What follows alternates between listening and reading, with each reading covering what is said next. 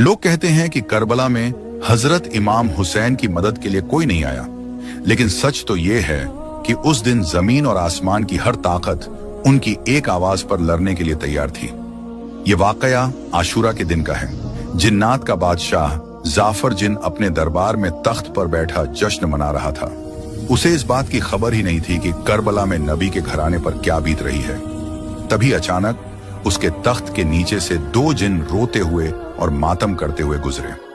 जाफर ने उन्हें रोका और पूछा, अरे आज तो खुशी का दिन है, तुम लोग क्यों रो रहे हो? उन जिन्नात ने रोते हुए जवाब दिया, ऐ बादशाह, आपको खबर नहीं, अभी हमारा गुजर यानी करबला की जमीन से हुआ। वहां हमने देखा कि रसूल अल्लाह के प्यारे नवासे हुसैन इब्ने अली खून में लथपथ हैं। उन पर तीरों की बारिश हो रही है और वो सजदे में हैं। यह सुनते ही जाफर जिन के पैरों तले से जमीन खिसक गई। उसने फौरन जश्न को रोका, सर से ताज उतार फेंका और जंगी लिबास पहन लिया। उसने अपनी तलवार निकाली और जिन्नात के एक बड़े लश्कर को लेकर हवा से भी तेज रफ्तार में करबला की तरफ दौड़ा। जाफर कहता है, जब मैं करबला की फिजाओं में पहुंचा तो मैंने एक अजीब मंजर देखा। वहां सिर्फ यजीदी फौज नहीं थी, बल्कि आसमान से लेकर जमीन तक फरिश्ते, अंबिया और जिन्नात की कतारें खड़ी थीं। वो सब अपनी बारी का इंतजार कर रहे थे कि इमाम हुक्म दें तो वो दुश्मनों को खत्म कर दें। भीड़ इतनी थी कि जाफर को रास्ता नहीं मिल रहा था। तभी इमाम हुसैन ने नजर उठाई और पुकारा, जाफर मेरे पास आओ।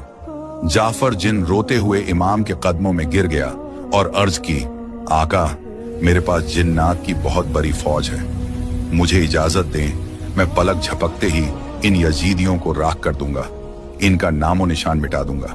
मगर इमाम हुसैन ने बड़े ही सुकून से फरमाया, नहीं जाफर, रुक जाओ। अगर मैं चाहूं तो एक इशारे में दुनिया पलट दूं, लेकिन मैं अपने नाना के दीन को बचाने के लिए और अपने रब की रजा के लिए यह सब्र कर रहा हूं। मुझे अपने अल्लाह की मर्जी प्यारी है। तो दोस्तों, याद रखना, करबला में इमाम हुसैन बेबस नहीं थे। कायनात की हर ताकत उनके हाथ में थी, लेकिन उन्होंने तलवार नहीं उठाई ताकि इस्लाम जिंदा रहे। करबला का यह मंजर बताता है कि जीत हथियार की नहीं बल्कि सब्र की होती है।